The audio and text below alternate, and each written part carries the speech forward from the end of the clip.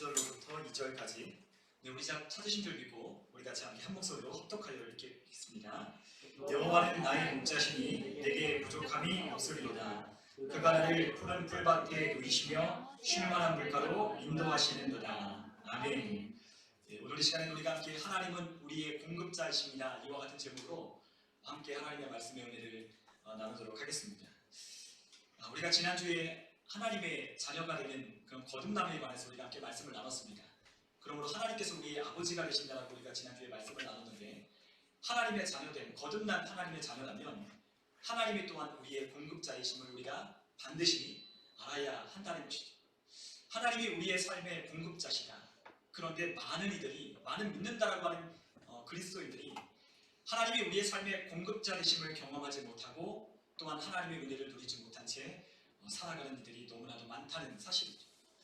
하나님의 은혜를 경험해야 되는데, 하나님의 공급하심을 우리가 믿는 자들이, 하나님의 자녀라면 반드시 그것을 경험해야 되는데 그러지 못한 채로 많은 이들이 살아가고 있다고 하는 사실입니다.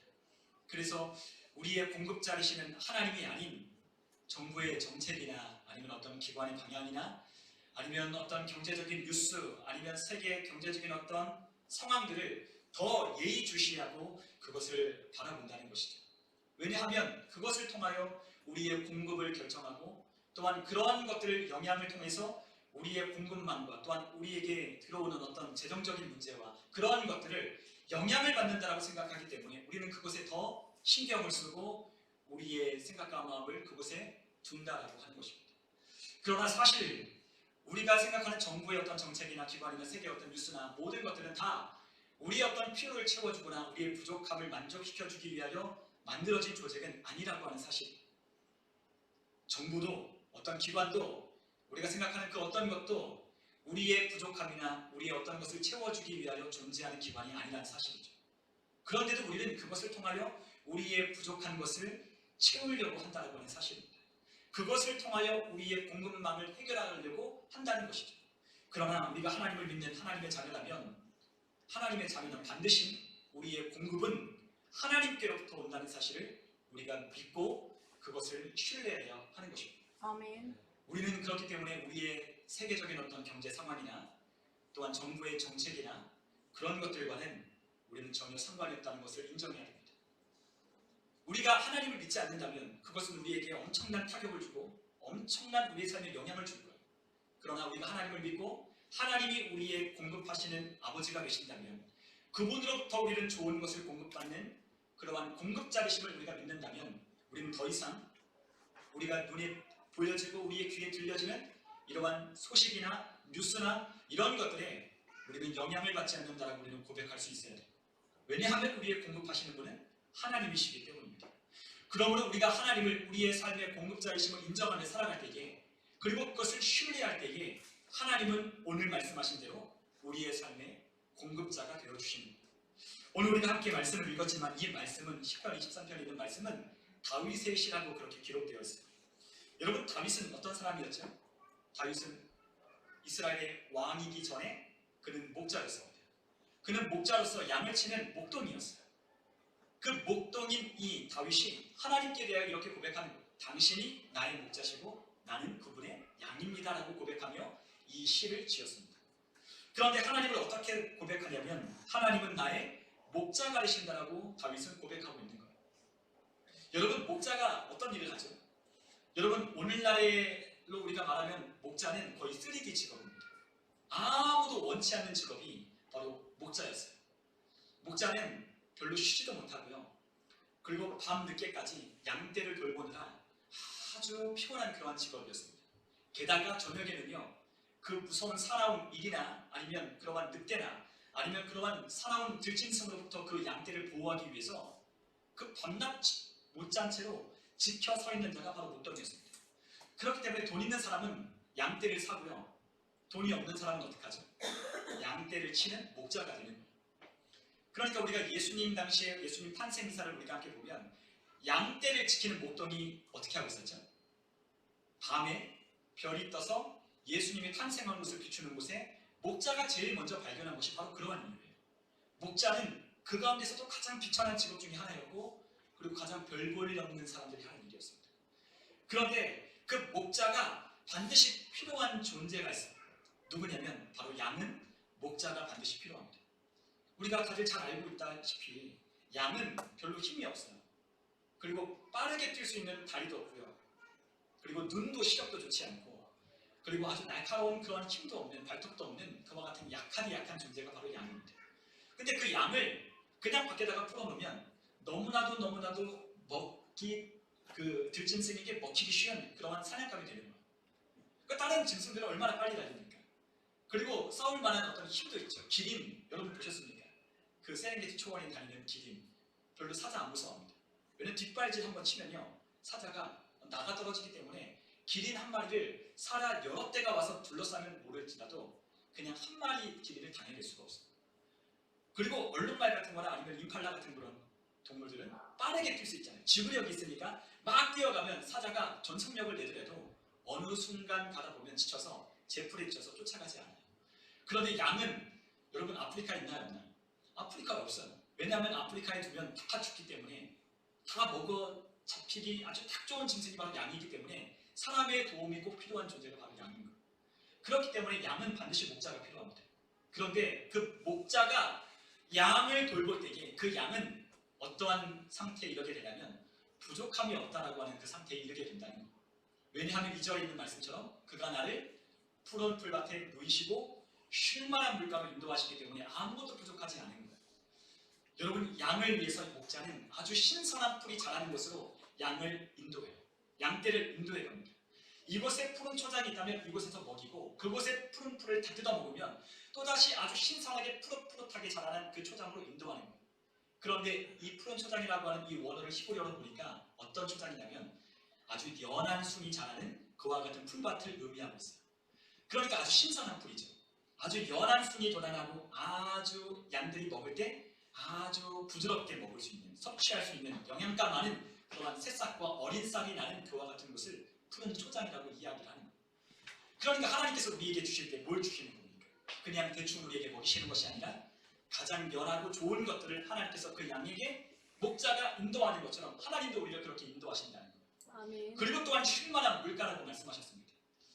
여러분 한번 그 다큐멘터리 같은 거 보시면 그 아프리카의 물 웅덩이가 있잖아요. 근데 그 물 웅덩이에 누가 오죠? 온갖 초식동물들이 다 오잖아요. 그런데 그곳이 또 위험해요. 왜냐하면 그곳에 그러한 사자나 표범이나 그러한 승냥이들이 그곳에서 기다리고 있죠. 왜냐하면 거기에 다 모이니까. 거기가 딱 좋은 먹잇감이 모이는 장소라는 것을 얘들도 알고 있기 때문에 거기에 물가에서 많은 초식동물이 와서 물을 마시긴 하지만 마음 놓고 못 마시는 거예요. 그러니까 어떡하죠? 물을 마실 때에 고개를 들고 쳐다보고 누가 나를 해치지 않나 둘러보는 거예요. 그런데 목자는 그와 같은 것을 지키고 있기 때문에 양떼들이 그런 쉴만한 물가로 인도해서 마음껏 물을 마시게 하는 거예요. 물을 마실 때 걱정하지 않도록, 그 물을 마실 때에 편안하게 필요한 물을 섭취할 수 있도록 그 목자는 그렇게 인도하는 겁니다. 그렇기 때문에 나의 목자 되시는 하나님이 나를 이끌어 가실 때, 그분이 나의 목자가 되심을 인정하고 그분이 내 삶을 인도해 갈 때 우리는 아무것도 부족하지 아니하라고 그렇게 고백하게 되는 겁니다. 여러분, 우리가 부족하지 아니할 수 있는 이유는 하나님이 우리의 목자가 되시기 때문입니다. 그러나 그분이 우리의 목자라는 것을 인정하지 아니하고 신뢰하지 아니한다면 우리는 항상 부족하고 결핍되어 있고 무엇인가 부족하기 때문에 무엇인가를 계속해서 찾아다니는 그와 같은 삶을 살 수밖에 없는 겁니다. 하나님이 우리의 공급자가 되신다는 것을 믿지 않는다면 우리는 공급하는 어떠한 대상을 향하여, 내가 인정하고 내가 믿는 그 대상을 향하여 우리는 그것을 계속 쳐다볼 수밖에 없고 그것에 끌려다닐 수밖에 없고 그것에 의하여 결정짓는 삶을 살 수밖에 없는 거예요. 그러나 주님이 우리의 목자가 되신다면 우리는 아무것도 부족할 것이 없는 거죠.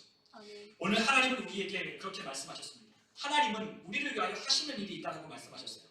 빌립보서 4장 19절에 보니까 하나님이 우리를 위하여 하시는 일이 있어요. 그것이 무엇이죠? 우리 한번 같이 빌립보서 4장 19절에 있는 말씀을 함께 읽어보겠습니다. 나의 하나님이 그리스도 예수 안에서 영광 가운데 그 풍성한 대로 너희 모든 쓸 것을 채우시리라. 아멘. 하나님이 우리를 위하여 하시는 일이 있다 말씀하셨습니다. 그것이 무엇이냐면 그의 풍성한 가운데로 우리의 모든 쓸 것을 채우신다는 것. 하나님은 우리의 모든 쓸 것을 채우시는 분이십니다. 우리가 그것을 믿음으로 고백하고 고백하는 것뿐만 아니라 우리가 그 믿음을 따라 우리가 행동하고 우리가 그 믿음을 따라 우리가 하나님의 말씀을 따라 순종한다면 하나님은 우리의 모든 쓸 것을 채우시는 거죠. 왜요? 하나님 말씀하셨기 때문에. 하나님은 말씀하십니다. 하나님은 계속해서 말씀하십니다. 우리가 하나님의 말씀을 따른다는 건 바로 이 말씀을 믿고 그 말씀을 신뢰하고 하나님을 인정하는 것이 하나님 말씀을 따르는 거예요. 여러분, 우리가 어떻게 하나님을 따를 수 있을까? 우리가 어떻게 하나님의 인도를 받을 수 있을까? 어떻게 우리가 하나님의 신실하심을 우리가 경험할 수 있을까? 그것은 말씀하시는 하나님의 말씀을 따라 순종할 때에 우리는 하나님과 교제를 나누고 하나님이 주시는 은혜를 경험하고 하나님이 우리를 인도하시는 하나님의 역사하심을 우리는 보게 되는 거예요. 사람들은 하나님과 교제하고 하나님을 따르는 것을 어렵게 생각합니다. 그러나 어렵지 않습니다. 말씀하시는 대로 하나님은 우리를 이끌어 가시는 거예요. 말씀하시는 대로 하나님은 우리에게 역사하시는 거예요. 그것이 바로 교제입니다. 말씀하시는 이가 그분의 실체입니다. 그러나 우리는 하나님의 어떤 실체를 우리 눈앞에 보여지는 어떤 대상이나 아니면 내 귓가에 아주 생생하게 말씀하여 주시는 그분을 우리는 하나님이라고 생각하지만 사실 하나님은 그렇게 역사하지 않으십니다. 하나님은 우리에게 이미 주어진 이 말씀을 통하여 기억나고 생각나게 하여 주셔서 그 말씀과 교제하게 하는 거예요. 교제하게 하는 하나님이 그 말씀에 따르게 순종하도록 우리에게 계속해서 말씀하시는 거죠. 그 말씀을 따를 때, 그 말씀을 인정할 때, 내가 그 말씀에 들려지고 마음 가운데 생각날 때 그 말씀을 인정하고, 그렇습니다, 하나님 당신은 내 삶을 모든 풍성한 대로 내 모든 쓸 것 채우시는 분이십니다라고 인정할 때 우리는 그분과 교제하며 사는 거예요. 하나님은 그리스도 예수 안에 그 영광 가운데, 그 예수 그리스도의 영광 안에서 우리를 구원하신 하나님의 백성들에게 모든 쓸 것을 공급하시는 겁니다. 그런데 어떻게 공급하신다고요? 풍성하게. 하나님은 우리의 삶을 풍성하게 공급하신다고 했어요. 짜잘하게, 아니면 우리가 갈급하게 그렇게 공급하시는 것이 아니라 아주 풍성하게 공급하신다라고 하나님이 우리에게 약속하셨습니다. 아멘. 이것이 하나님이 하시는 일이라고 믿으십시오. 아멘. 이것이 하나님이 우리를 위해서 하시는 일입니다. 아멘. 그러므로 우리가 이 사실을 믿을 때 우리는 어떻다고요? 부족함이 없다라고 말하게 되는 거예요. 우리는 이 믿음의 고백이 있어요. 우리에게 무엇인가 채워지고 우리에게 원했던 무엇인가를 내가 갖게 되고 우리가 꿈꿔왔던 것들을 내가 이룰 때 내가 부족함이 없다라고 말하는 게 아니라 지금 상황이 환경이 그렇지 못하다 할지라도 하나님이 나의 목자가이시니 나를 인도하실 거라고 믿는 순간부터 그렇게 믿음으로 하나님을 인정하며 나아갈 때마다 하나님은 우리의 삶을 바꿔주신다고 말씀하셨습니다. 여러분, 계속 말씀드리지만 우리의 변화는, 하나님이 사람을 변화시키는 것은 마음과 생각을 먼저 변화시킨다고 말씀하셨습니다. 마음과 생각을 하나님께서 변화를 시켜 하나님의 선하고 기뻐하시고 온전하신 뜻이 무엇인지를 분별하게 하기 시작합니다. 아멘. 하나님은 먼저 우리의 마음과 생각을 바꾸십니다. 우리가 지금 이 상황과 이 환경이라 할지라도, 지금 여태까지 똑같은 것을 우리가 마주한다 할지라도 하나님은 우리의 마음과 생각을 먼저 변화시키시는 거예요. 우리의 마음과 생각이 바뀔 때, 그분이 목자가 되심을 내가 인정할 때, 내 삶이 어떠하든지 내가 주님 바라볼 때 주님이 내 목자가 되셔서 나를 인도하실 거라고, 나를 푸른 초장으로 쉴만한 물가로 인도하셔서 내가 부족하지 아니하겠다라고 주님께 고백하게 하는 그것을 내가 믿음으로 바라보고 그릴 때 우리의 삶이 그렇게 되는 거죠. 아멘. 여러분, 항상 하나님은 우리의 마음과 생각을 바꾸기를 원하십니다. 하나님은 그렇게 역사하십니다. 그렇기 때문에 하나님은 우리를 아무것도 부족하지 아니하도록 모든 쓸 것을 채우신다 말씀하셨습니다. 하나님은 우리의 아버지십니다. 아멘. 여러분, 아버지는 자녀들을 살피셔요. 아버지는 자녀를 살피셔요. 우리 아버지는 자녀들을 살핍니다. 자녀들이 뭐가 필요한지 항상 살펴요. 자녀들이 무엇이 필요한지 항상 살펴보는 분이 바로 아버지입니다. 우리 아버지는 그래요. 여러분, 아버지인데 자녀들을 나몰라 하는 분들이 계시나요? 자녀들을 그냥 나몰라 하고 내팽개치는 분이 계시나요? 아니요, 그렇지 않습니다. 아버지의 주된 관심사는 어디에 있습니까? 자녀들에게 있어요. 내 것 좀 못 먹어도 우리의 자녀들에게 관심사가 있어요. 우리 자녀들이 어떻게 살고 있고 어떻게 공부하고 있고 지금 누구와 만나고 있는지 관심이 있어요. 그러나 사춘기가 된 아이들은 아버지의 관심과 부모님의 관심을 받기 원치 않지만 부모님은 지대한 관심을 가지고 있어요. 그래서 그들에게 뭘 하죠? 그들이 필요한 것을 채워주기를 원하는 거죠. 그래서 뭐가 필요한지 묻기를 원하고, 그리고 그 자녀들이 자기에게 찾아나와서 필요한 것을 요청하기를 원하는, 아버지가 제일 기쁠 때가 언제일까요? 자녀들이 우리 아버지의 도움을 요청할 때 아버지는 기쁩니다. 왜요? 왜 기쁘죠? 자녀들에게 내 도움을 줄 수 있으니까, 도와줄 수 있으니까, 자녀들에게 내가 할 일이 바로 그거니까, 자녀들이 나에게 도움을 요청할 때 아버지는 그것만큼 기쁜 게 없는 거예요.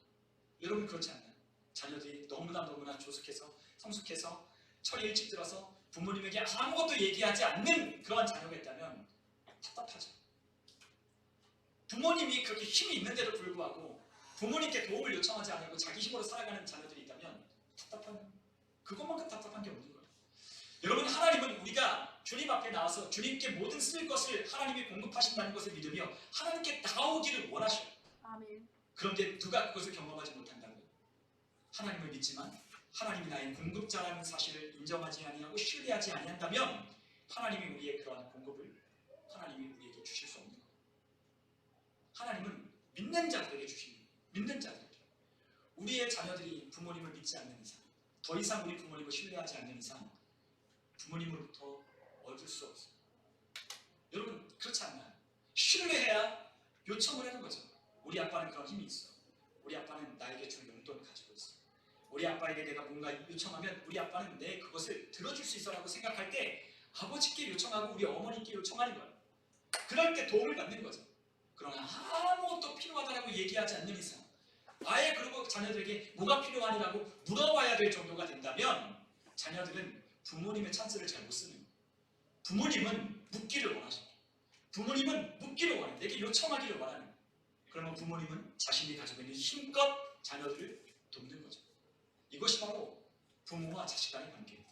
하나님은 우리의 모든 쓸 것을 그리스도 예수의 영광 가운데서 풍성한 대로 우리를 위하여 준비하고 예비해 놓으셨습니다. 그러므로 하나님께 구하여야 됩니다. 구할 때 하나님이 우리의 공급자가 되셔서 우리를 공급하십니다. 우리 한번 엘리야에 관한 이야기를 우리가 함께 읽어보면 열왕기상 17장에 보면 엘리야에 관한 기사가 나와요. 엘리야, 하나님의 선지자, 하나님이 놀랍도록 쓰신 하나님의 선지자인 엘리야에 관한 이야기가 열왕기상 17장에 등장합니다. 그런데 17장 1절에 보니까 이렇게 기록하고 있습니다. 길르앗에 우거하는 자 중에 디셉 사람 엘리야가 아합에게 말하되 내가 섬기는 이스라엘의 하나님 여호와께서 살아계심을 두고 맹세하노니 내 말이 없으면 수년 동안 비도 이슬도 있지 아니하리라 하니라 라고 아합 왕에게 가서 엘리야가 선포했어요. 여러분 아합이라고 하는 왕을 혹시 아실지 모르겠지만 이 아합이라고 하는 왕은 아주 강력한 왕이었습니다. 힘이 셌어요. 그 아합 왕 때 아주 강력한 국력을 가지고 그리고 많은 이웃 나라들과 화친을 맺고 그렇게 부강한 나라를 이루었습니다. 그런데 그가 문제가 무엇이었냐면 하나님을 신뢰하고 하나님을 의지하지 않았다는 거예요. 누구를 신뢰했냐면 하나님이 아닌 바알과 아세라 여신을 의지했어요. 그리고 엣바알의 그 딸인 이세벨을 아내로 맞이하여서 온갖 이방 잡신들을 다 섬겼던 왕이 바로 아합 왕이었습니다. 그 아합 왕이 하나님을 떠나는 거예요. 하나님을 섬기지 않았습니다. 그래서 하나님께서 그 아합 왕을 향하여 엘리야를 보내어 선포했어요. 뭐라고 선포했다고요? 내가 하나님의 살아계심을 두고 맹세하노니 내 말이 없으면 수년 동안 비도 이슬도 내리지 않는다 라고 말하고 온 거예요. 그런데 진짜로 비도 이슬도 내리지 않기 시작했어요. 뭐 첫날은 뭐 일주일은 뭐 그렇다고 치죠. 그런데 한 달이 돼도 비도 이슬도 내리지 않는 거예요. 아합 왕이 어땠을까요? 아합 왕이 어떻게 했을까요?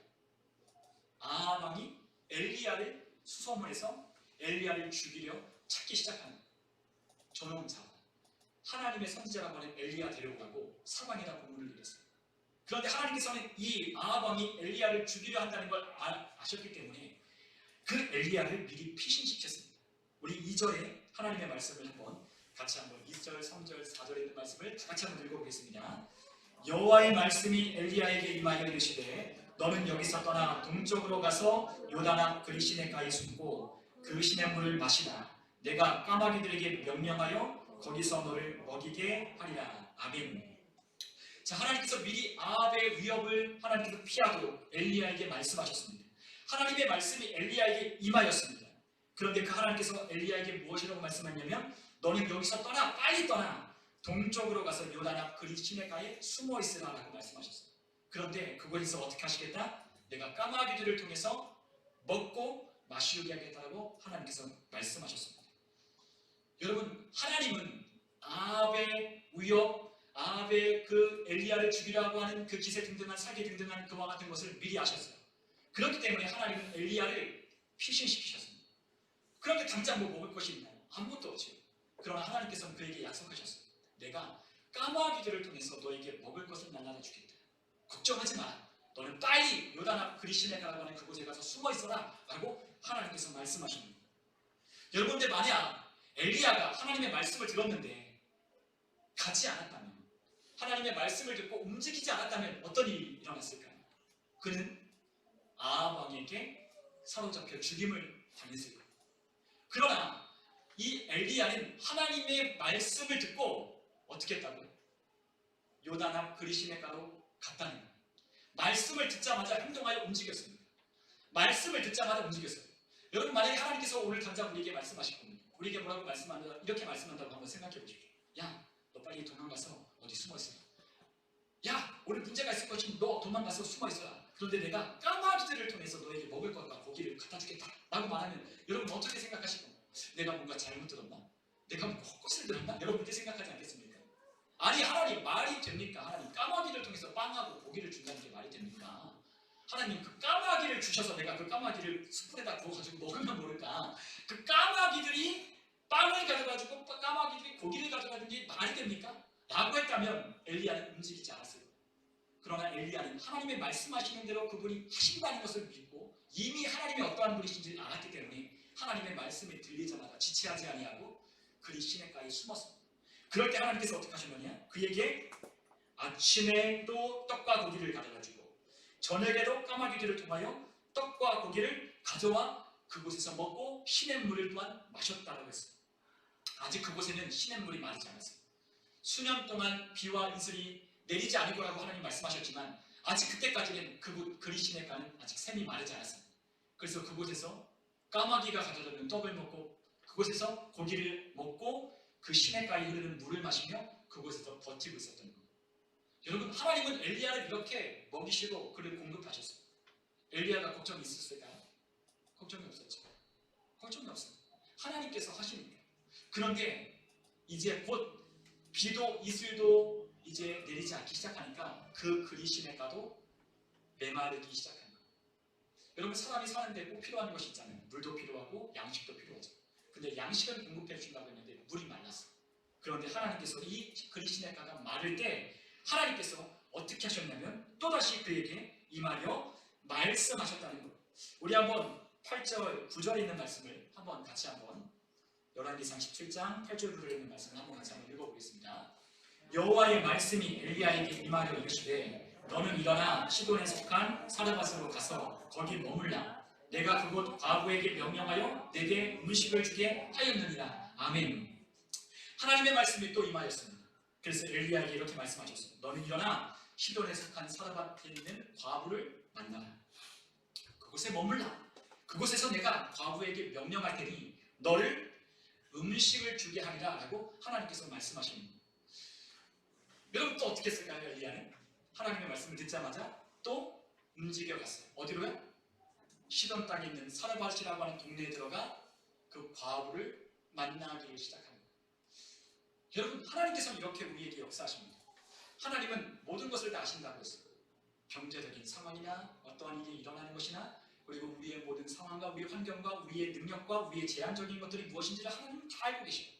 그렇기 때문에 하나님은 알고 계시기 때문에 우리에게 말씀하십니다. 뭐라고? 우리를 푸른 초장과 쉴만한 물가로 때가 되면 옮기시기도 하고 이동도 시키고 우리가 했던 일을 이렇게도 하고 저렇게도 해보고 우리가 했던 사업을 아이템을 이렇게도 주시고 저렇게도 주셔서 하나님께서 굶지 아니하도록 하나님이 오히려 우리에게 풍성한 것을 주도록 하나님께서 역사하신다는 거죠. 어느 때? 하나님을 우리가 인정하고 하나님을 신뢰할 때, 하나님이 나의 공급자 되심을 인정하고 신뢰할 때 하나님을 우리에게 말씀하기 시작한다는 거예요. 어떤 이들은 하나님의 인도를 어떻게 받습니까? 하나님의 인도하심을 우리가 어떻게 누릴 수 있습니까? 라고 물어요. 어떻게 누리죠? 하나님을 인정하고 신뢰할 때에 하나님이 우리에게 말씀하는 거예요. 그런데 하나님의 말씀이 그냥 들리는 건 아닙니다. 하나님의 말씀이 그냥 들리는 건 아니에요. 하나님의 말씀이 우리 가운데 생각나고 기억나는 것 그냥 들리는 게 아니에요. 어느 때 우리가 하나님을 늘 신뢰하고 하나님을 인정하는 삶 속에 하나님이 우리에게 그러한 공급하심을 하나님이 알게 하시고 깨닫게 하시고 우리에게 그것을 시행할 수 있도록 인도하십니다. 그런 훈련이 우리 가운데 되어 있습니다. 여러분 아합이 아니라 이 엘리야는 그와 같은 훈련이 되어 있어요. 하나님을 신뢰하는 훈련, 하나님의 공급하여심을 경험하는 훈련, 그 훈련과 하나님의 인도하심 가운데 그는 더 선명하게 하나님의 음성을 들었고 하나님의 이끄심을 따라 그는 살 수 있었던 거예요. 여러분, 우리의 삶의 태도가 하나님을 신뢰하는 태도와 하나님을 인정하는 태도가 우리 가운데 없다면 우리에게 하나님은 더 이상 말씀하지 않으실 겁니다. 왜요? 신뢰하지 않으니까, 인정하지 않으니까. 하나님을 신뢰하는 자에게, 하나님을 인정하는 자에게 하나님은 말씀도 하시고 하나님의 공급하여심을 우리에게 경험시켜 주십니다. 엘리야는 또다시 하나님의 말씀을 따라 시돈 땅 사르밧에 있는 과부를 찾아 떠났습니다. 그곳에서 누구를 만났느냐? 바로 과부를 만나게 되었다는 거예요. 자, 그곳에 가니까 누가 있냐면 성문에 이를 때 한 과부가 그곳에서 나뭇가지를 줍고 있는 한 여인을 만났어요. 여러분, 참 신기하죠? 하나님께서 가라고 했더니 그 사르밧의 동네에 이르니까 한 과부가 나와서 나뭇가지를 줍고 있는 거예요. 엘리야가 그것을 알았어요. 아, 저 사람이 하나님께서 내게 음식을 공급하라고 말씀한 그 과부구나 라는 것을 알았어요. 그래서 그 과부에게 이렇게 이야기를 하는 거예요. 뭐라고 이야기했냐면 10절에 보니까 청하건대 그릇에 물을 조금 가져다가 내게 마시오게 해주십시오 라고 이렇게 부탁을 하는 거예요. 내가 목이 마르니 물 좀 건네주십시오 라고 말했어요. 그런데 그가 그 물을 떠다 가져다 주려고 이제 가려고 할 때 엘리야가 잠깐만 하며 그 여인에게 또다시 부탁을 했어요. 뭐라고 부탁했냐면 청하건대 내 손에 떡 한 조각을 내게로 가져왔으면 좋겠다라고 그렇게 또 부탁했어요. 아, 이제 물만 가져오는 게 아니라 빵 한 조각도 손에 들고 왔으면 좋겠습니다. 내가 시장하니 빵 한 쪽도 가져오십시오 라고 그 여인에게, 그 과부에게 이야기를 하는 거예요. 그런데 이 과부가 뭐라고 이야기를 하냐면 12절에 이렇게 이야기를 하는 거예요. 여러분 한번 열왕기상 17장 12절에 있는 말씀, 제가 가진 구약성경 546페이지 근방에 있는 그 열왕기상 17장 12절의 말씀에 보면 이 과부가 이렇게 이야기를 해요. 같이 한번 읽어볼까요? 그가 이르되 당신의 하나님 여호와께서 살아계심을 두고 맹세하오니 나는 떡이 없고 다만 통에 가루 한 움큼과 병에 기름 조금뿐이라. 내가 나뭇가지들을 주워다가 나와 내 아들을 위하여 음식을 만들어 먹고 그 후에는 죽으리라. 자, 이 여인이 그러는 거예요. 이 과부가 내가 여호와의 살아계심을 두고 내가 맹세하지만 나는 떡이 없다. 지금 있는 거라고는 이 밀가루 담는 통에 밀가루 조금, 그리고 밀가루를 부을 만큼의 아주 조금의 기름밖에는 남지 않았다. 지금 내가 이렇게 나뭇가지 주워 온 것은 지금 이거 먹고 우리 아들하고 내가 죽겠다, 마지막 식사를 하고자 내가 이 밖에 나와서 나뭇가지를 줍고 있는 거다 라고 그렇게 이 여인이 이야기를 하는 거예요. 그런데 엘리야가 뭐라고 이야기하냐면 13절에 이렇게 이야기해요. 여러분, 만약에 이 여인이 이렇게 얘기했다면 여러분은 어떻게 하시겠어요? 어떻게 이야기하시겠어요? 아, 그래, 이 여인이 아닌가 보네. 아, 자, 알겠어요. 이 과부가 아닌가 보네. 나에게 음식을 줘야 되는 과부인데 이 과부가 아닌가 보네 했지 않았을까요? 근데 이 엘리야는 어떻게 했어요? 아주 매정하게도 내게 그거 가져오라는 거예요. 그러면서 뭐라고 이야기하냐면 두려워하지 말라는 거예요. 두려워하지 말고 가서 내 말대로 하십시오. 가서 나를 위하여 작은 떡 한 개 만들어서 내게 가져오고 그 후에는 너와 내 아들을 위하여 만드십시오라고 그렇게 이야기를 합니다. 매정한 것 같죠? 아주 냉정한 것 같아요. 그 벼룩에 간을 빼먹죠. 그 과부에 남아있는 그 밀가루 조금과 그 기름으로 맞으면 먹고 우리 죽겠다라고 하는 그것을 가져오라고 하니 얼마나 매정해요. 그런데 엘리야는 알았어요. 하나님께서 이 여인을 통하여 내게 음식을 준다라고 하는 말씀하셨으니까 이 밀가루통과 이 기름통이 떨어지지 않습니다. 알았어요. 왜요? 공급하려면 뭐가 있어야 돼요? 밀가루가 항상 채워져 있어야 되고 기름통의 기름이 항상 채워져 있어야 나에게 음식 줄 거 아니에요. 이 과부가. 하나님이 이 과부를 통해서 내게 음식 준다고 했는데 이 과부가 떨어지면 나에게 공급을 못 해주는 거거든요. 그러니까 엘리야는 두려워하지 말라고 했어요. 두려워하지 말고 그건 내게 가져다 주죠. 그러면 하나님께서 당신을 채워줄 겁니다. 가서 다시 그 밀가루통, 기름통 다시 보면 채워져 있을 거예요. 그러니까 두려워하지 말고 그거 만들어서 내게 가져오십시오 라고 이야기를 했어요. 그랬더니 하나님께서 어떻게 하십니까? 그 여호와의 말씀이나 여호와가 비를 지면에 내리는 날까지 그 통에 가루가 떨어지지 아니하고 그 병에 기름이 없어지지 아니하리라 하셨다라고 엘리야가 말하는 순간에 그 여인이 그걸 믿고 집에 돌아가서 빵 한 조각을 만들어서 그와 같이 엘리야에게 가져왔어요. 여러분, 비와 이슬이 다시 내리기까지, 그 비와 이슬이 내릴 때까지 그 사르밧 과부의 그 밀가루통과 기름통은 떨어지지 않았다고 하나님께서 약속하셨습니다. 그것을 통하여 하나님은 엘리야를 공급하십니다. 여러분, 엘리야가 하나님의 말씀에 순종하지 않았다면 그는 굶어 죽어야 돼요. 비도 안 내리죠. 이슬도 이제 멈췄죠. 그러니까 곡식 거둘 게 없어요. 모든 사방에 기근이 임하는 거예요. 모든 사방에 먹을 것이 없는 거예요. 그런데 어디만 있어요? 하나님이 인도하신 그 사르밧 과부의 집에만 음식이 넉넉하게 있는 거예요. 왜요? 하나님께서 말씀하셨습니다. 하나님께서 그것을 통하여 공급하신다고 약속하여 주셨으니까. 순종하는 이에게, 하나님의 말씀을 듣고 순종하는 엘리야와 엘리야가 전한 하나님의 말씀을 듣고 순종한 사르밧 과부에게 하나님께서 공급하여 주심을 경험하게 하십니다. 그 상황은 모든 곳이 다 기근이, 모든 곳에 비도 안 내리고 이슬도 안 내려요. 그런데 어디에만? 그곳만 하나님께서 역사하십니다. 제가 앞에서도 말씀드렸잖아요. 우리가 어떠한 경제적인 상황, 어떤 정부의 정책이나 무엇이 어떻게 되건 우리에게는 상관없어요. 우리 믿는 자들에게는 상관이 없어요. 왜요? 우리는 하나님의 법과 원칙에 따라 하나님이 우리에게 공급하여 주시기 때문에 우리는 그것과 상관없어요. 여러분, 그러므로 아침마다 뉴스를 보면서 걱정하지 마십시오. 아침마다 뉴스 틀고 세상에 나오는 소리를 들으며 걱정과 근심으로 하루를 시작하지 마십시오. 하나님이 나의 공급자이심을 인정하며 하나님이 내 모든 쓸 것을 채워주신다고 믿고 오늘 하루를 시작하는 거예요. 여러분, 그것이 믿음입니다. 믿음이란 하나님의 말씀을 의지하는 거예요. 그 말씀을 신뢰하는 거예요. 여러분, 세상 소리에 여러분들 귀를 기울인다면 여러분 하나님을 안 믿는 거예요. 그러나 하나님의 말씀을 믿고 경제적인 상황이나 환경이나 어떠한 것이 무엇이 어떻게 되든 그것과는 나와 무관하다. 왜요? 세상 사람들은 이 세상에서 자기가 일하고 하는 것들을 통해서 공급받지만 우리를 공급하여 주시는 분은 누굽니까? 하나님이십니다. 사람들을 만나게 해주고 사람들을 오게 하고 또한 사람들을 통하여 공급하시고 그리고 우리의 일을 하나님 번창하게 하시고 하나님이 우리를 통해서 역사하시는 이 모든 사건들은 하나님의 공급하여 주심을 믿었기 때문에 하나님이 우리에게 주시는 거예요. 저는 이승엽 집사님 우리 다일을 통해서 저도 그걸 많이 느껴요. 어려웠어요. 많이 어려웠어요. 계속해서 코로나가 터지고 어려웠어요. 자영업자들이 다 문을 닫았어요. 그런데 우리 이승엽 집사님 한 만나며 예배할 때마다 집사님 항상 그렇게 이야기를 합니다. 하나님이 채워주시고 하나님께서 역사하셔서 기가 막히게 잘 되고 있다. 그래서 우리 집사님의 그 가게에 블루리본이 몇 년 동안 계속해서 7년, 8년 동안 연속해서 아직도 끊어지지 않고 하나님께서 공급하여 주시는 걸 보면 하나님이 살아계신다는 걸 느낍니다. 우리 집사님 학원에도 또한 하나님께서 사람들을 보내주시고 아이들을 가르칠 수 있도록 지혜를 주시고 또한 그곳에서 사람들을 또한 잘 가르쳐서 상도 받게 하고 그래서 하나님이 공급하여 주시는 것을 저도 느끼는 거예요. 여러분, 우리가 잘나서가 아니라 무엇 때문에? 어렵고 힘든 상황을 의지하지 않고 하나님을 의지하고 내 생각 내 뜻 내려놓고 하나님의 말씀 믿고 의지할 때 하나님은 우리에게 풍성한 대로 채워주는 거예요. 우리가 지금까지 경험했던 우리가 하나님이 공급해 주셨던 그것 말고 풍성한 하나님의 우리를 경험할 수 있도록 하나님이 우리에게 은혜 주신다고 했어요. 아멘. 여러분, 하나님은 우리에게 적당하게 주시기를 원치 않으셔요. 우리에게 풍성한 은혜를 주기를 원하십니다.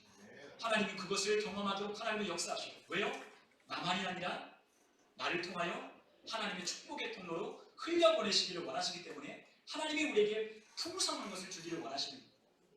여러분, 사르밧 과부에 갔던 이 엘리야, 그런데 그렇게 하나님께서 그 비가 내리지 않고 이슬이 내리지 않는 그곳에서 하나님은 이 엘리야를 먹이셨는데 그런데 시간이 지나고 나니까 그 여인이 사랑하고 아꼈던 하나밖에 없는 그 아들이 어느 날 병들어 죽게 되었어요. 우리가 17절에 보니까 이 여인의 아들이 병이 들어 증세가 심히 위중하다가 숨이 끊어졌다고 했어요. 그랬더니 이 여인이 엘리야에게 이렇게 이야기를 하는 거예요. 하나님의 사람이여, 당신이 나와 무슨 더불어 상관이 있기로 내 죄를 생각나게 하시고 내 아들을 죽게 하려고 오셨습니까? 라고 그렇게 엘리야를 원망하기 시작합니다.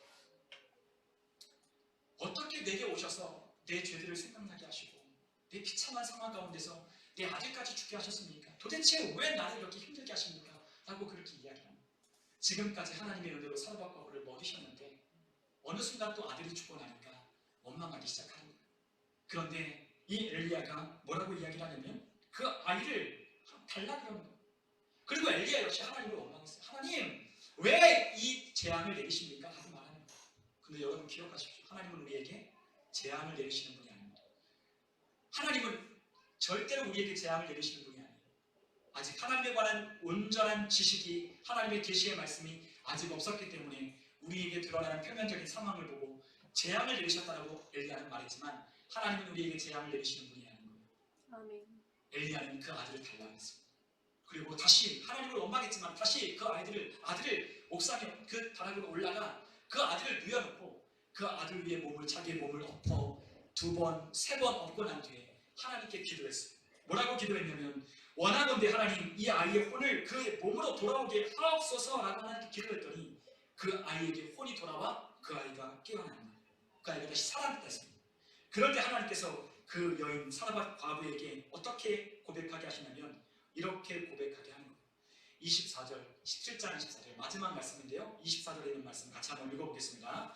여인이 엘리야에게 이르되 내가 이제야 당신은 하나님의 사람이시요 당신의 입에 있는 여호와의 말씀이 진실한 줄 아노라 하니라. 아멘.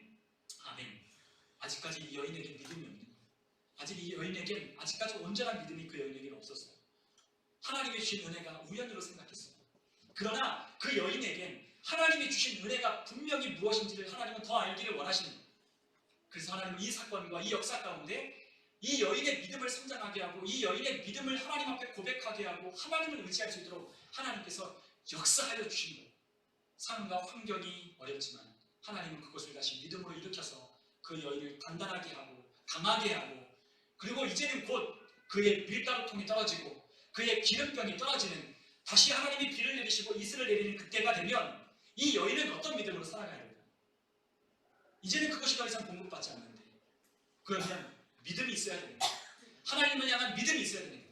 지금까지는 엘리야가 함께했기 때문에 하나님이 공급하여 주시는 것들로 자기는 살았지만 이제는 비가 내리고 이슬이 내리면 이 여인 혼자, 이 과부 당시의 고대 근동시대에 이 여인 한 명, 그 과부가 살아가는 것은 매우 고달프고 매우 힘든 일이었어요. 이 오늘날도 우리가 여인 혼자 아들을 키우고 자식을 키우는 게 얼마나 힘듭니까? 그런데 이때는 더 힘든 거예요. 사회적인 어떤 일도 할 수 없고 뭐도 할 수 없고 누군가가 도와주지 않으면 살 수 없는 자들이 바로 과부와 고아들이었어요.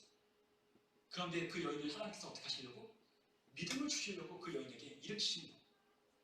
이제 아무것도 없어요. 누가 도와주지 않아요. 그러나 누가 도와줘요? 내게 하나님이 있잖아요. 하나님을 의지하고 하나님이 내 공급자라는 걸 믿고 신뢰할 때 그 여인은 아마 그 믿음으로 하나님의 공급하심을 누리며 살았을 거예요. 여러분 하나님은 우리 한 사람만 살도록 우리에게 풍성한 은혜를 주시는 것이 아닙니다. 왜 하나님은 우리에게 순종을 요구하시느냐? 우리 한 사람을 통하여 주변의 역사가 일어나기 때문에 하나님은 우리를 순종하게 하십니다. 아멘. 하나님은요 우리 한 사람이 아니라 우리 주변에 있는 사람도 살리기를 원하시고 우리가 살지 않으면요 주변에 있는 사람 못 살려요. 우리가 믿음으로 서지 않으면 우리 주변에 있는 사람 못 살려요. 여러분 우리가 믿음으로 하나님을 보지 않으면 옆에 있는 사람 못 살린다. 여러분 세상 사람들이 자기 혼자 사는 것도 힘들어요. 여러분 오늘날 이 시대가 혼자 사는 것도 힘듭니다. 나 혼자 벌어놓고 나 혼자 쓰는 것도 이 가족 하나 부양하는 것도 힘들어요. 그런데 내가 누구를 돌보고 내가 누구를 관심을 쏟고 내가 누구를 위해서 내가 누구에게 관심을 쏟냐고 그럴 수 있나요? 여러분 오늘 얼마나 상황이 급변하고 얼마나 환경이 얼마나 우리를 매섭게 몰아붙여요. 우리가 조금만 사정이 나아져도 괜찮다 싶었지만 또 뉴스를 들어보면 갑자기 물가가 오른다더라. 그리고 집값이 폭락한다더라. 그리고 막 기름값이 올라가고 그리고 앞으로 더 이런 경제적인 어려움들이 있을 거고 금리도 올라가고 이러한 소식들이 계속해서 들려오는데 어떻게 우리가 살 수 있냐? 누구를 돌보냐고 도대체. 그런데 하나님은 우리에게 그와 같은 하나님의 공급하심을 믿고 신뢰할 때 나도 쓰고 남도 쓰도록 하나님께서 공급하여 주십니다. 우리가 그러기 위해 하나님 부르심을 받았습니다. 여러분 아브라함을 하나님은 복의 통로로 부르셨어요. 그래서 그 아브라함을 통해서 어떻게 하십니까? 아브라함이 복을 받은 것을 통해서 아브라함의 복을 흘려보내시는 겁니다. 아브라함을 통해 누가 살았죠? 조카 롯이 살았어요. 아브라함을 통해서 많은 식솔들이 살았어요. 아브라함을 통해서 많은 가는 곳곳마다 하나님께서 아브라함의 복을 주셔서 그 주변에 있는 사람들이 살게 하셨어요. 이삭을 통하여 우물판이 그 주변에 있던 사람들이 그 우물판 것으로 마시고요. 그 주변에 있던 사람들이 이삭이 100배를 거두는 그 양식으로 그들이 먹고 나눴어요. 여러분 다 하나님이 그 일을 하신 겁니다. 누가 하나님이 하나님이신 줄 알까요? 이 어려운 상황과 환경 가운데 하나님이 하나님 되심을 누가 알까요? 하나님이 하나님 되심을 보여줘야 알죠. 탁월한 하나님의 능력이 있어야 알죠. 풍성한 하나님의 은혜가 있어야 그들도 하나님이 우리 가운데 역사하시는 하나님이라는 걸 인정하죠. 우리도 살기에 급급한데 누가 우리의 말을 들을까요? 나도 급급한데 누구를 도울 수 있을까요? 없어요. 하나님이 도우시는 걸 공급받음을 경험해야 남도 나눠주는 그걸 공급받는 사람은 흘려보내는 겁니다. 제가 예전에 어떤 한 목사님이 그런 얘기를 했어요. 중국에 1900년대 초반에 열심히 사역했던 워치만이라고 하는 목사님이 있었어요. 물론 뭐 지방교회라고 해서 이단이라고 하는 분도 있지만 어쨌든 그분의 뭐 그런 것들은 차치하고 그 목사님이 말씀했던 그 책이 제가 아주 조그만 책자를 제가 예전에 청년 때 읽었어요. 누군가가 저에게 그 책을 읽어보라고 해서 줬어요. 그래서 그 형제가 저에게 줘서 그 책을 아주 짧은 30페이지, 40페이지인가 읽었는데 거기에 제게 아직도 잊어버리지 않는 문구가 있어요. 뭐라고 했냐면 그 워치만이라고 하는 목사님, 그 중국에 엄청난 역사를 일으켰던 그 목사님이 이런 얘기를 했습니다. 자기의 호주머니에 누군가가 돈을 준다는 거예요. 목사님, 사역을 위해서 열심히 좀 이것 좀 써주십시오. 제가 이걸 가지고 있는데 제가 쓰기보다 목사님이 이것을 통해서 어려운 사람들을 돕고 썼으면 좋겠습니다. 그래서 목사님께 돈을 맡긴다는 거예요. 근데 목사님이 항상 경험한 게 뭐냐면 주머니에 있는 돈을 넣고 안 쓰면 어떻게 된다고 고백했냐면 아무도 안 준다는 거예요. 아, 부족하지. 그래, 우리 교회의 성도들을 먹이고 이렇게 하려면 부족하지 라고 해서 주머니를 자꾸를 탁 채워놓고 아무것도 안 쓰면요 하나님이 절대로 여기 가운데로 공급하시지 않는다. 근데 그것들을 꺼내어 하나님이 감동 주시는 대로 누군가를 위해서 쓰고 사용할 때 주머니에 탈탈탈탈 털어지지만 하나님께서 또다시 탈탈탈탈 털린 거를 하나님께서 우르르르르르 이 주머니에 주신다는 거예요. 그래서 그분이 깨달았어. 아, 흘려보낼 때 하나님이 우리에게 넘치게 하십니다. 아멘. 하나님은 우리에게 흘려보내게 하셨어요. 여러분 꽉 닫아놓고 사는 게 아니라 흘려보낼 때 기뻐요. 여러분 받는 것보다 더 기쁜 게 무엇인지 아십니까? 줄 때 더 기쁩니다. 그래서 하나님 말씀하셨어요. 주는 자가 받는 자보다 복되다 하셨어요. 여러분 줄 수 있는 사람은 누가 줄까요? 누가 주지요? 풍성한 사람이 주는 거예요. 나는 아직 풍성하지 않은데 아니 그건 말고요. 하나님이 주시는 은혜와 마음이 풍성하면 주는 거예요.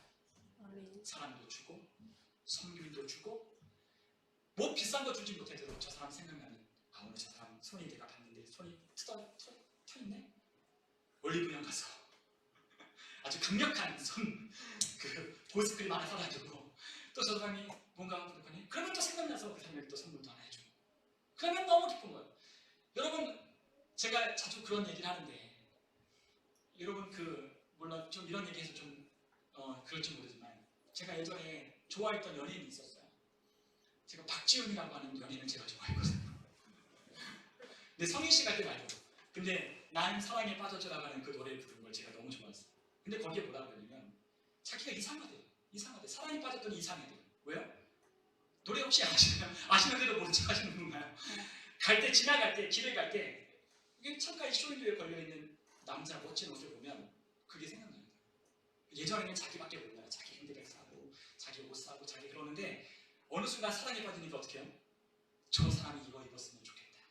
저 사람이 저거 가졌으면 좋겠다 하고 갈 때마다 그것을 생각하는 거예요. 그러니까 자기가 이상한 거예요. 제가 이상한 거예요. 난 사랑에 빠졌다는 거예요. 여러분 우리가 하나님의 사랑에 빠지면 그렇게 되는 거예요. 근데 하나님은 우리를 절대로 우리를 굶기시거나 우리를 부족하게 하는 거 아니셔요. 넘치게 하셔요. 아멘. 하나님은 그것이 우리에게 주시는 축복이에요. 하나님의 사람이 받아야 할 마땅히 우리가 누려야 할 하나님의 은혜이자 하나님의 축복입니다.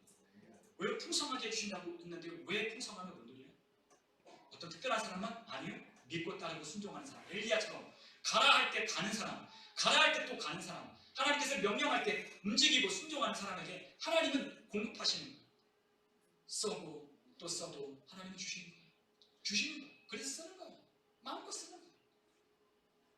저축하고 또 쓰고 있을 때가 있으면 또 쓰고 열심히 또 아끼고 모아서 또 쓸 때 있으면 한 바퀴 툭 쓰고 또 사용하고 하는 거예요. 제가 예전에 원주 있을 때 그런 분들이 계셨어요. 저희 권사님들 중에 하나님께서 주시는 은혜가 있으면 제가 할게요 하고 하는 거예요. 저도 서울에 있을 때 또 교회에 또 어떤 교회 보면 목사님이 통역하셔서 오늘 우리가 5월달에 성령 강림전 하는데 우리가 또 성경 퀴즈대를 하겠지만 성경 퀴즈대를 하는데 그런 거예요. 여러분 마티즈 하나 낼 사람 하면 절대로 교회가 막 거기 교회가 엄청 큰데도 교회 돈으로 안 해요. 왜요? 누군가가 하겠지 하고 하는 거예요. 목사님 마티즈 낼 사람 손 들어보십시오. 그러면 나는 안 하겠지 하면서 누가 할 거냐 하다 보면 손든 사람 있어요. 손든 사람 있어요. 그런데 참 신기하게도 제가 볼 때는 저 사람이 넉넉한데 저 사람은 안 해요. 누가 안 해요? 하나님의 은혜가 있는 사람이 하는 거예요. 그런데 항상 놀라운 건 하나님을 위해 쓰고 하나님의 영광을 사용하는 사람은 하나님께서 부어주신 거예요. 하나님은 그렇게 역사하십니다. 믿음으로 역사하십니다. 근데 아무것도 없는데 그냥 낸다 그러면 안 돼요. 자기에게 있지만 자기도 그것을 내는데 어떨 때 갈등이겠지만 하나님께서 주신 믿음을 따라 그걸 할 때 하나님이 주십니다. 여러분 우리가 그렇지 않나요? 우리가 어떨 때는 우리가 쓰기에도 어떨 때는 부족할 때가 있어요. 그런데 어떨 때 하나님이 우리에게 마음의 감동을 주셔요. 그래서 하는 거예요. 그러면 하나님이 또 좋은 거 주셔요. 저희는 그걸 많이 경험해요. 하나님이 채워주시는 걸 경험해요. 그래서 부족하지 아니하다라고 말할 수 있는 거예요. 절대로 부족하지 않아요. 부족할 만하면 채워주셔요. 그래서 항상 부족하지 않다는 거예요. 부족하지 않습니다. 항상 부족하지 않습니다. 여러분 하나님은요 우리를 부족하지 않게 하셔요. 하나님은 하나님의 영광을 나타내기를 원하시고 하나님은 우리 믿는 사람들을 통하여 하나님의 영광을 드러내기를 원하시고 아니요 어떻게 하나님이 안 보이는데 어떻게 하나님을 알 수 있어요? 세상 사람들이 절대 모르죠. 하나님을 안 보이는데 어떻게 알아요? 누구를 통해 알아요? 우리 믿는 자 한 사람 한 사람을 통하여 하나님을 아는 그 사람은요 우리를 통하여 하나님이 어떠한지를 보는 거예요. 우리가 어떻게 사느냐가 그 사람이 보는 하나님인 거예요. 내가 저 사람처럼 살면 나 하나님 안 믿겠다. 내가 저 사람처럼 믿으면 나는 하나님을 믿겠다 라고 하는 거죠. 여러분 우리가 어떤 사람이 되야 됩니까? 바로 저 사람처럼 내가 믿으면 내가 하나님 믿겠다. 내가 저 사람처럼 내가 하나님 신앙하면 난 저 사람 따라가겠다 라고 하는 사람이 되어야 됩니다. 그 사람이 되기를 하나님은 원하십니다. 나도 쓰고 남도 살리는 사람. 그것이 하나님이 우리를 향한 계획이에요. 그래서 하나님은 우리가 부끄러움을 당하지 아니하겠다라고 하나님께서 약속하셨습니다. 우리가 한번 로마서 10장 11절에 있는 말씀을 같이 한번 읽어보겠습니다. 로마서 10장 11절 함께 읽습니다. 성경에 이르되 누구든지 그를 믿는 자는 부끄러움을 당하지 아니하리라 하니 아멘. 여기에 부끄러움이라고 하는 이 헬라어 단어는 이런 뜻을 담고 있어요. 수치심, 부끄러움, 창피함, 불명예, 혼란스러움, 얼굴을 붉히는 것. 그와 같은 것으로 이렇게 의미를 써놨어요. 사전에 보니까 여러분 하나님께서 우리를 부끄럽게 하지 않게 하고 있어요. 누가? 하나님을 믿는 자들은 하나님을 부끄럽게 당하지 않게 한다고 했어요. 실망하지 않는다고 했어요. 수치를 당하지 않는다고 했어요. 여러분 우리가 수치를 당하거나 우리가 부끄러움을 당하거나 우리가 얼굴을 붉힐 때가 언제예요? 부족할 때 우리는 수치심을 느끼고 부족할 때 우리는 창피함을 느끼고 부족할 때 우리는 남들에게 얼굴을 붉히며 하기 싫은 얘기도 해야 되는 거예요. 돈 빌려달라, 뭐 해달라 부탁해야 되는 거죠. 여러분 우리의 삶에 하나님께서 수치를 당하지 않도록 하나님께서 하시겠다고 약속하셨어요. 부족함이 없도록 누구에게? 믿는 자에게 하나님은 부끄러움을 당하지 않게 하신다고 했습니다. 부끄러움을 당하지 않는 것은 부족하지 않을 때 부끄러움을 안 당하는 거예요. 하나님은 우리를 부끄럽게 하지 않는다고 했어요. 너가 믿는 이 아바이가 누구니? 그러면 뭐라 그러셔야 되겠어요? 너가 아버지 뭐 하시는 그러면 뭐라고 드셔야 되겠습니까? 너가 아버지 뭐 하시는 그러면 우리 아버지 하나님이신데 하나님 나 부족하지 않도록 공급하시는 분이야 라고 이야기를 할 수 있어야 돼요. 하나님 나의 공급자, 나의 치료자, 내 모든 것 되신다라고 고백합니다. 그분은 그리스도의 영광 가운데서 내 모든 쓸 것을 공급하시는 분이 내 아버지십니다. 그렇게 고백하려 돼요. 우리의 상황이 환경이라도 나는 부족하지 않습니다. 주님은 나의 목자이시니 나를 푸른 초장과 쉴만한 물가로 인도하니 나는 부족함이 없습니다 라고 고백하는 거예요. 저는 항상 그것을 고백합니다. 저는 항상 어렵고 힘들 때마다 저는 그렇게 고백해요. 단호하게 고백합니다. 상황과 환경에 대해서 나는 부족하지 않아. 근데 제 옆에서 또 속삭이죠. 제가 항상 속삭여요. 뭐가 부족하지 않냐고. 너 부족함이 많은데 내가 볼 땐 너 부족한데 라고 이야기했던 저는 얘기해요. 나 부족하지 않아. 나는 부족하지 않아. 하나님이 지혜를 주셔요. 하나님이 필요하면 나에게 채워주셔요. 하나님이 나를 막아주시고 나를 도와주시고 나를 인도해 주셔서 나를 부족하지 않도록 하나님께서 공급해 주셔요. 세상 사람들은 하나님이 없는 사람들은 자기가 그걸 다 채우려고 얼마나 분주해요. 너무나 분주하죠. 여기저기 돌아다니면서 이 사람 만나야 되고 저 사람 만나야 되고 그리고 인맥 쌓아야 되고 또 우리 사람 만나서 뭔가 내 동아줄을 뭔가 잡을 동아줄을 미리 예비해야 되잖아요. 뭔가 내 뒤를 후위를 도모할 뭔가 사람을 내가 뭔가 그런 일을 내가 도모해야 되잖아요. 그게 얼마나 스트레스 받는 일인지 여러분들 경험해 보시지 않았습니까? 그게 얼마나 힘들고 얼마나 어떨 때는 막 그렇잖아요. 자존심이 상하고 어떨 때는 내가 왜 그 얘기를 해야 되는 상황까지 오게 됐는지 내가 막 그럴 때가 있잖아요. 저도 살 때 저희 그랬어요. 저희 어머님이 그러셨어요. 맨날 아버지가 그러시면 우리 어머니가 가셔서 어려운 얘기 하시고 돈 빌리러 다니시고 그러셨어요. 여러분, 그러한 삶을 살도록 우리에게 하나님께서 주신 것이 아니라 하나님의 자녀답게 하나님이 주는 공급하신 가운데 우리를 살도록 하나님이 만드셨는데 왜 우리는 하나님을 공급하신다고 믿지 않느냐? 상황과 환경을 보지 말라고 했어요. 상황과 환경을 보는 게 아니에요. 그것은 우리에게 주어진 게 아니에요. 그건 우리와 무관한 거예요. 그건 우리의 상관이 없어요. 경제 정책, 경제 상황, 세계 경제 기조 어떠냐, 그리고 세계 석학들이 전망하는 세계 경제 어떠한 전망, 오게 된 전망 이런 같은 것 우리가 상관없어요. 2023년 경제 트렌드 그거 상관없어요. 하나님의 법칙대로 말씀대로 행하는 사람은 하나님이 공급해 주시는 거예요. 왜요? 살아계신 아멘. 그분은 살아계신 하나님. 아멘. 그렇기 때문에 우리에게 부끄러움 당하지 않는다고 했어요. 여러분, 마지막으로 우리가 시편 34편 9절 10절의 말씀을 보니까 우리가 부족하지 아니하도록 하나님이 역사하시는 방법이 두 가지로 하나님은 이렇게 우리에게 말씀하셨습니다. 우리 시편 34편 9절 10절 함께 읽어보겠습니다. 너희 성도들아 여호와를 경외하라. 그를 경외하는 자에게는 부족함이 없도다. 젊은 사자는 궁핍하여 줄일지라도 여호와를 찾는 자는 모든 좋은 것에 부족함이 없으리라. 아멘. 두 가지를 하나님이 말씀하셨습니다. 하나님을 경외하라. 하나님 경외하라. 하나님 경외하라는 건 하나님을 두려워하라는 거예요. 근데 하나님을 두려워하는 게 하나님 너무 무서워. 하나님 내게 맨날 벌 주고 그렇게 두려워하는 게 아니라 하나님을 두려워하는 거는 하나님만 두려워하겠다.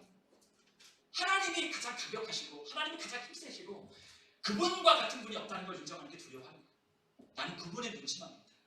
그런데 그분은 날 사랑하시고 그분은 날 공급하시는 하나님이라는 걸 인정하는 것이 하나님을 두려워하지 않는 거예요. 하나님만 두려워하면 다른 거 안 두려워해도 돼요. 아무것도 안 두려워해도 돼요. 우리 직장에 상사들 잘 봐도 돼요. 그렇다고 막 하는 게 아니에요. 상사가 뭐라 해도 오늘 나갈 것처럼 얘기하는 게 아니에요. 오늘 나가서 배짱 걸고 나 하나님의 자녀인데 눈치 보지 말라고 두려워하지 말라고 하는데요. 이렇게 하는 게 아니라 잘해야죠. 책상에 가야 잘해야죠. 잘하고 두려워하지 말라는 거예요. 막 협박하고 뭐 이야기하고 뭐 우리에게 뭐 그렇게 협박하면 두려워하지 말라는 거예요. 여러분 그거 두려워하지 마십시오. 여러분 상황, 환경 두려워하지 마십시오. 하나님만 두려워하는 거예요. 그러면 아무것도 수밖에 없어요. 두 번째, 우리가 부족함이 없는 삶은 어떻게 오지요? 여호와를 찾는 자에게 하나님의 부족함이 없다고 하셨습니다. 하나님을 찾아야 돼요. 찾아야 돼요. 하나님을 찾아야 돼요. 하나님을 찾는 자는 하나님이 만나 주신다고 했어요. 여호와를 만날 만할 때 찾아라. 그가 만나 주신다. 여호와를 찾고 찾으면 만나 주신다. 하나님을 찾으면 만나 주신다고 했어요. 여러분 제가 참 요즘에 뭘 느끼냐면 요즘 제가 어저께 아주 따끈따끈하게 느낀 신상이 있어요. 신상으로 느낀 게 있어요. 어저께 제가 저녁에 기도하고 집에 가서 기도하는데 이런 걸 느꼈어요. 뭘 느꼈냐면 제가 그 어느 때보다도 하나님이 가깝게 느끼고 가까운 계시다는 것을 제가 느꼈어요.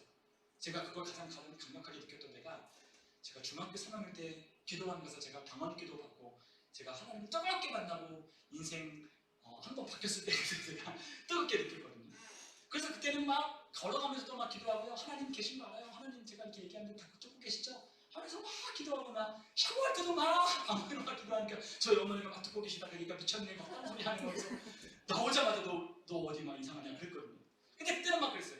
공부할 때도 기도하고 쉬는 시간에 친구들이 막 예전에는 막 밖에 10분 막 되면 막 그 뭐 테니스공 막 차고 막 축구공 가지고 가서 막 10분 동안 막 놀고 막 그 쉬는 시간에 막 매점 달려가서 막 사 먹고 오고 막 그랬는데 은혜 받고 나니까 하나님께 기도하고 싶어요. 그때 이후로 제가 하나님을 가장 가깝게 느낄 때가 바로 어저께였어요. 근데 그럴 때 뭘 느꼈냐면 제가 기도하고 있는 것을 하나님이 다 듣고 계시다는 걸 알고 있지만 제가 기도하는 걸 하나님이 다 듣고 계신다는 걸 너무 실감나게 느꼈어요. 하나님 내 기도 다 듣고 계십니다. 그래서 예수님이 아버지 내 기도 듣고 계신 걸 아십니다 라고 기도했던 그 말이 뭔지를 제가 조금 이해했어요.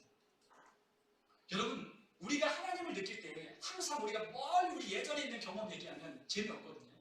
근데 따끈따끈한 하나님을 경험하고 체험한 얘기를 하잖아요. 너무너무 재밌어요. 제가요 우리 장성민 집사님 얘기 듣고 엄청나게 재밌었잖아요.